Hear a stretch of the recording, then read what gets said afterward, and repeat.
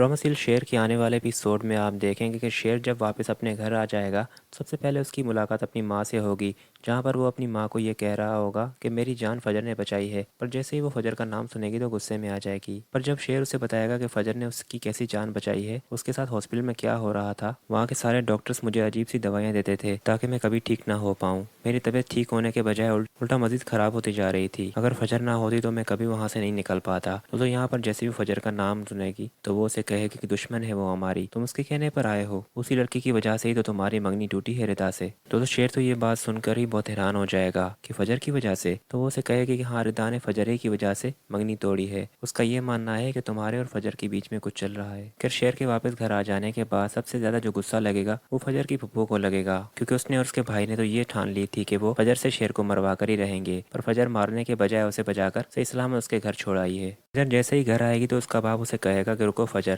میں نے جو تمہیں کام کرنے کو کہا تھا تم نے وہ کام نہیں کیا، الٹا اس دشمن کے بیٹے کو تم وہاں گھر چھوڑ کر آئی ہو۔ فجر اسے کہے گی کہ مجھے بابا جو ٹھیک لگا میں نے وہی کیا، میں نے اس انسان کی جان بچائی ہے جس نے آپ کی بیٹی کو عزت سے گھر آ کر چھوڑا تھا، آپ شاید اس کا وہ احسان بھول گئے ہیں پر میں نہیں۔ تو یہاں